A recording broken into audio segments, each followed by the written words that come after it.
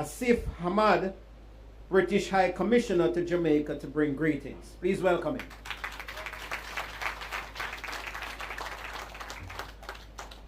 Thank you very much, P.S. Spence.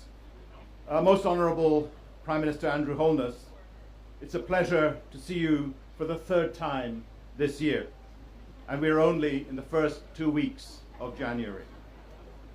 You started 2019 with the same energy as last year. Minister Audley Shaw, known throughout Jamaica as the Man of Yard, after our program is done, you, sir, will be known as the Man of Green Yard.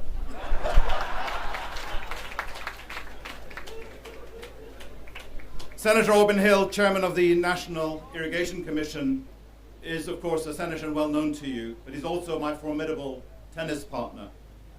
Your commitment to this significant investment in Jamaica is much appreciated. Members of Parliament Franklin Ritter and Michael Stewart, it's good to see you here so that you can relay the good news to all your constituents. I also say special hello to the Custis Sally Porteous, my friend. It's good to see you in fine fettle once again. Mayors, friends from the Caribbean Development Bank led by Warren Smith, officials of the Jamaican government, colleagues from DFID and the British High Commission, and people of St. Elizabeth, greetings. Senator Hill has let out a state secret as far as I'm concerned. It is true. Whenever I want to relax and clear my head, this is where I head, time and time again, to St. Elizabeth. But don't tell anybody else, please.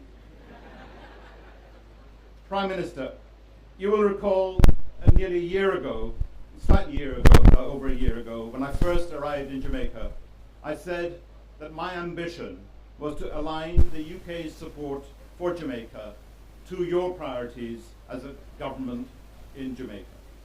I hope each day we prove that we are living up to that pledge. Our support for security and anti-corruption has continued.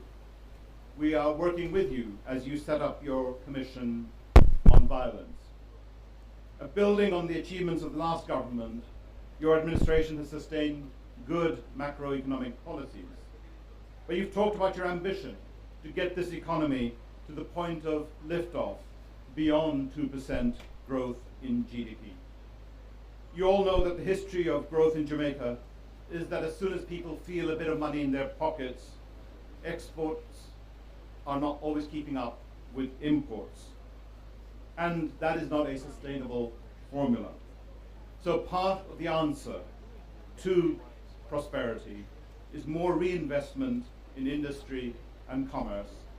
And for Jamaica, a thriving agricultural sector is vital. The traditional sectors of sugarcane and coffee have had their challenges. The opportunities for Jamaica to grow viable produce for domestic consumption and value-added products for export is immense. My own ancestors were farmers. I spent my childhood learning some of the basics of agriculture from my grandfather. I spent last Easter looking at a farm here in St. Elizabeth over 2 days. And throughout Jamaica, I see land that is clearly fertile. Mother Nature has given you many, many blessings, and the sheer variety of what can be grown here is immense.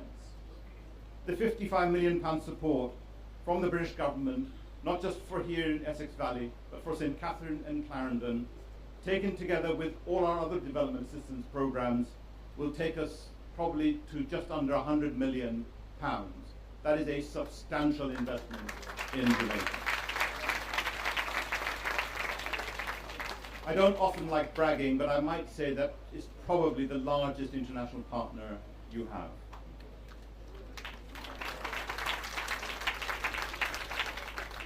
Prime Minister, I know you care passionately about climate change and you're leading the world in this issue. We too are really addressing climate change here with this project on irrigation.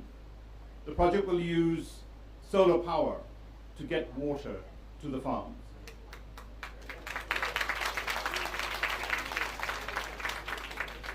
For agriculture to reach its full potential, everybody has to play a part. And it starts with the government of Jamaica, who will have to play a clear leadership role. I know you're working on this, but there's a need to make sure that farmers have clear title on the land that they farm, so that the lenders can lend with surety. Action must be taken to reduce predial larceny. Thieving has cost you dearly, and the hard work of farmers can disappear overnight, and it's really soul-breaking.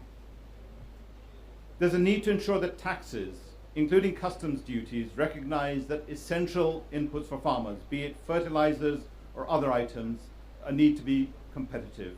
And there are times when even the best farmers have a bad harvest, when they need to meet their commitments to suppliers.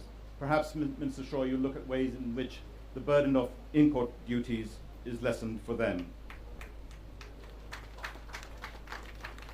Farmers will need help to grow the crops that they should grow. Some will grow the traditional things, but there are huge opportunities in other produce as well. Last night I hosted a gathering in Kingston, which included the biggest buyers here in Jamaica of agriculture, manufacturers, hotel owners, people in the restaurant business. They, as customers, complained about the irregular supply and the variable quality control of what is grown here. We sincerely hope that our intervention here in Essex Valley and beyond will address some of these complaints. But I reminded the private sector that they too had to change their behavior. They need to support farmers through their peaks and troughs, pay on time and not keep them waiting.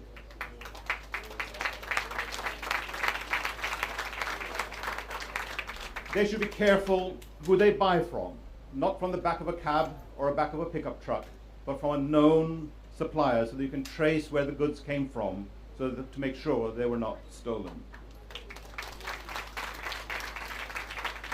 The private sector needs to step up its investment in logistics and supply chains, and this is coming. I reach out to the shipping industry to reform the way they practice shipping rates. They punish good exporters at the cost of their own country. On our part, as importers in Britain, whether we're in or out of Europe, we will continue to be at the forefront of free trade. We won't change the rules about safe food, but we will do everything in our power to ensure that Jamaican producers continue to enjoy preferences when they export to us. And I look to your fellow Jamaicans, the diaspora community in the UK, some 800,000 of them, to play their role and join hands and be part of commerce between our two countries. All in all, Prime Minister, our ambition as we embark on this program is really not just about irrigation.